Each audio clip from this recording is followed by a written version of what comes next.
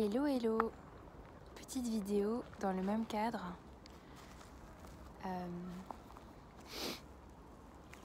Punaise, j'ai froid.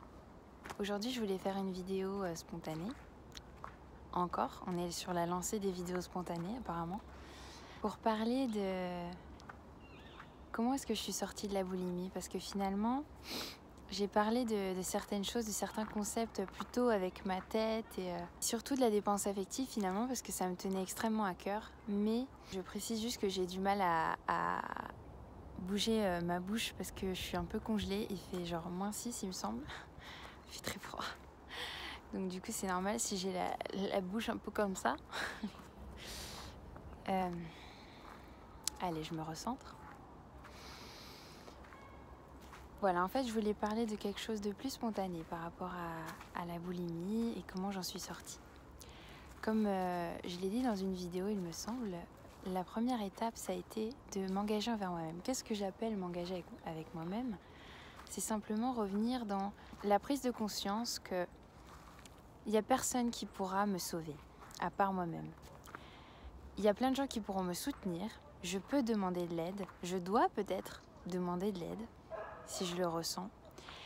Mais personne ne pourra me sauver, personne ne pourra m'enlever la boulimie en un instant. Les gens pourront m'aider à avoir des prises de conscience, des livres, des personnes sur internet, des thérapeutes, des énergéticiens, des psys, des coachs, des nutritionnistes. Il y a plein de gens qui pourront m'aider, m'accompagner.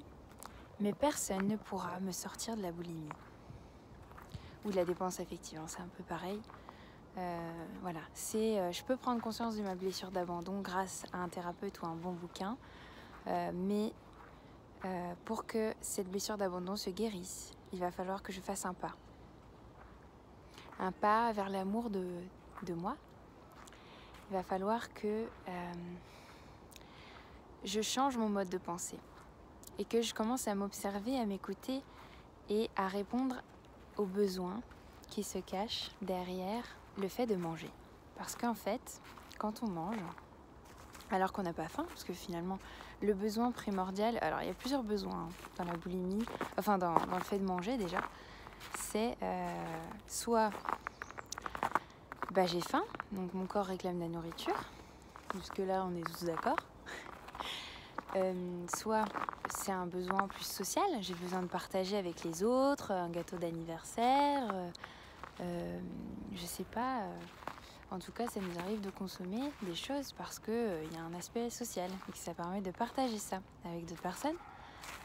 Et puis il y a peut-être encore d'autres choses qui peuvent faire que on mange, par exemple, je sais pas, pour nous enlever le mal de tête, parce que on a un peu la nausée, donc on va manger un truc alors qu'on n'a pas faim. Enfin, je sais pas, ce que je veux dire, c'est qu'il y a tout un tas de raisons qui font qu'on peut mettre quelque chose dans sa bouche alors qu'on n'a pas faim.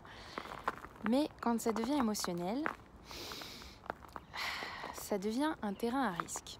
Alors c'est pas grave d'avoir envie de vider la boîte de cookies du placard parce qu'on a un chagrin d'amour ou parce qu'on a passé une sale journée.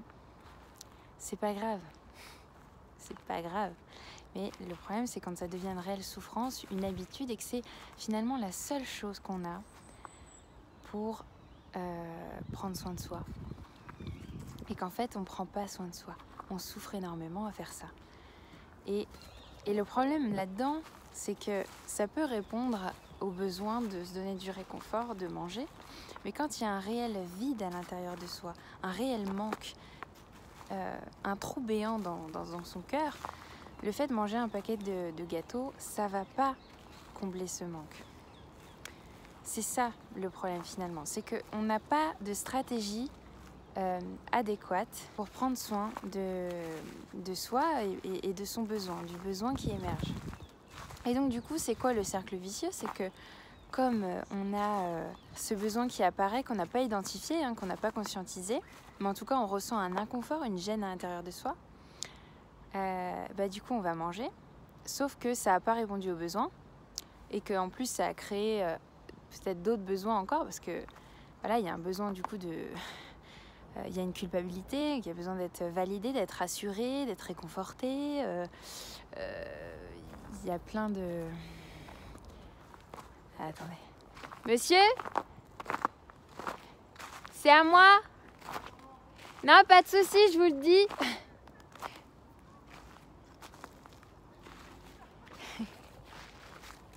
Il y a quelqu'un qui... En fait, j'ai laissé mon sac pas loin et il y a quelqu'un qui regardait dedans, du coup, pensant que c'était un truc abandonné. Bref. Donc, je disais que, du coup, comme ce besoin, il n'est pas comblé, en fait, il va réapparaître encore et encore. Et à chaque fois, on va vouloir y répondre de la même façon, en mangeant. Sauf que ça devient un trou béant de plus en plus grand et que ce besoin, du coup, il reste incomblé. Et donc, il réapparaît à chaque fois, plus fort. Et du coup, on a toujours plus besoin de manger. Et le besoin, il n'a jamais entendu. Du coup, on peut ressentir aussi de la colère, de la frustration. On ne comprend pas, hein, finalement. On se dit, mais comment c'est possible que je tombe là-dedans comme ça et que je sais plus quoi faire. Et puis après, voilà, il y a plein d'autres choses qui peuvent émerger. C'est, du coup, à force de manger, j'ai d'autres symptômes. Hein, notamment, je peux prendre du poids. Et ça me stresse parce qu'en plus, il y a le regard des autres. Et puis, voilà, on est rentré dans la spirale négative. Et donc, en fait, ce que j'ai fait, c'est qu'à chaque fois que j'avais envie de manger, je me suis demandé de quoi est-ce que j'ai besoin. Par contre, je suis vraiment rentrée dans un non-jugement. Et je me suis autorisée à manger, même si c'était difficile, parce que j'avais peur de grossir, et puis j'avais peur de retomber dedans et de faire des crises et de ne pas réussir à guérir. Oh là là, du calme mental, du calme. Je suis là, je vais prendre soin de toi. Tout va bien. Donc, je m'autorise à manger. Et on verra après. Je m'autorise à manger. Que ce soit avant ou après, mais en tout cas, peu importe quand je mange, je vais regarder quel est le besoin qui se cache derrière ce besoin de manger. Et donc, je me suis rendu compte qu'il y avait plusieurs choses. Des fois, c'était parce que j'étais fatiguée, que j'avais besoin de me reposer, que je m'ennuyais, que je ne savais pas comment m'occuper et me connecter à moi. Parce que finalement, c'est ça aussi, un grand besoin, une grande déconnexion de soi, de son corps. En mangeant, c'est aussi une manière de se reconnecter à son corps qui est complètement oublié ou détesté, voilà, abîmé aussi, qui a besoin d'être écouté, qui est porteur de beaucoup de messages d'ailleurs.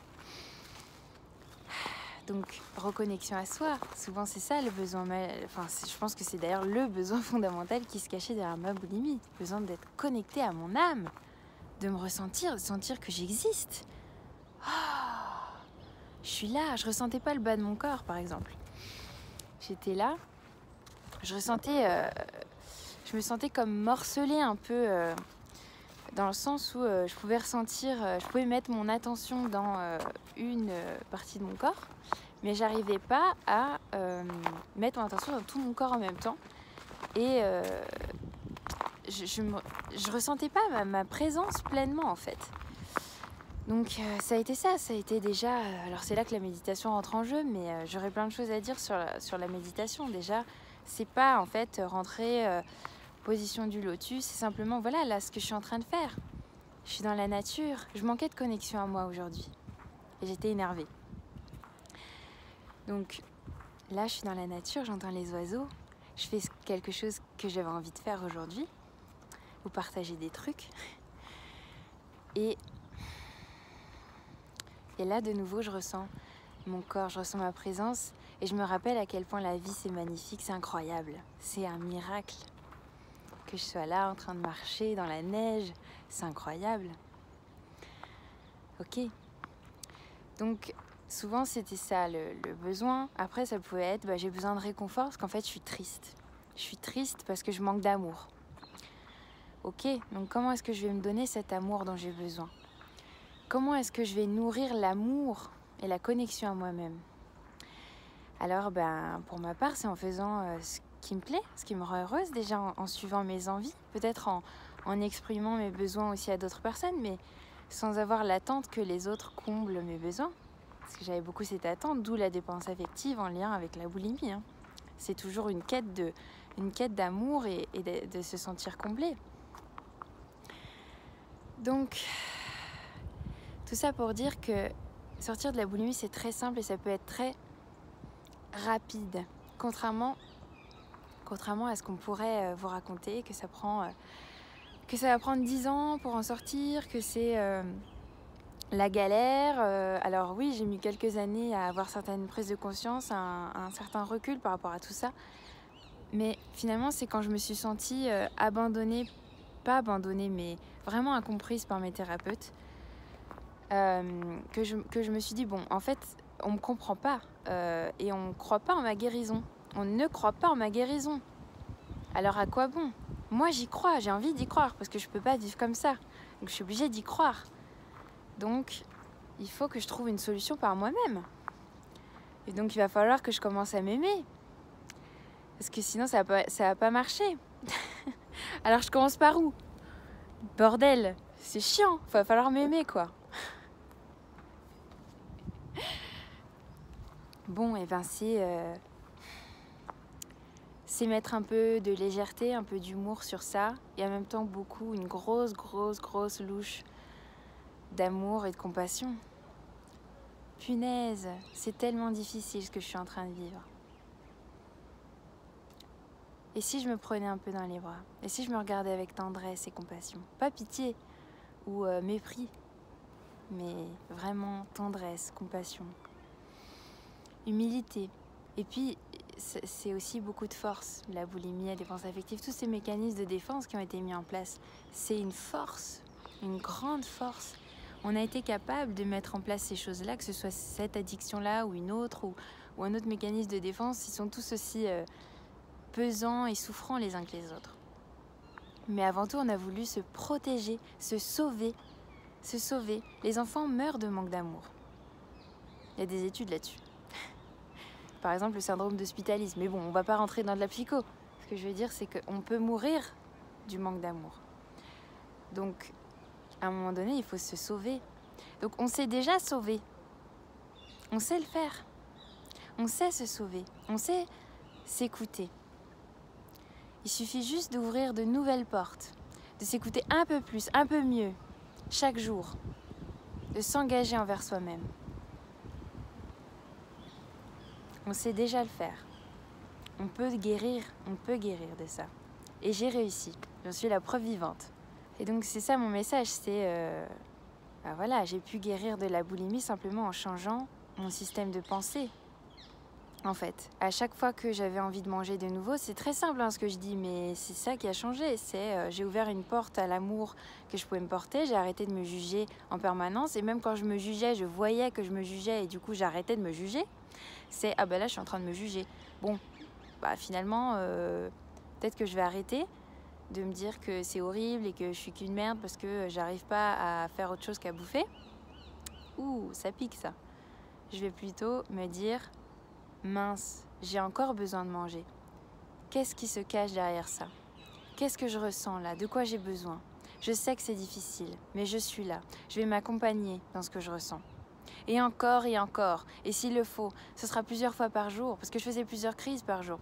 C'est chaque jour que je vais m'accompagner. Et c'est pas une lutte, c'est un accompagnement avec amour et tendresse. Et c'est pas la même chose que de lutter tous les jours en essayant de contrôler son truc et de résister à ses envies. Parce que résister à ses envies, c'est pas répondre aux besoins sous-jacents non plus. Il faut répondre à ce besoin. De quoi tu as besoin? D'amour? De réconfort? Qu'on te regarde, qu'on t'entende, qu'on te comprenne? Qu'est-ce qui te dit, ce petit enfant à l'intérieur de toi? Qu'est-ce qui te dit? Qu'est-ce qui te crie au travers de ton corps?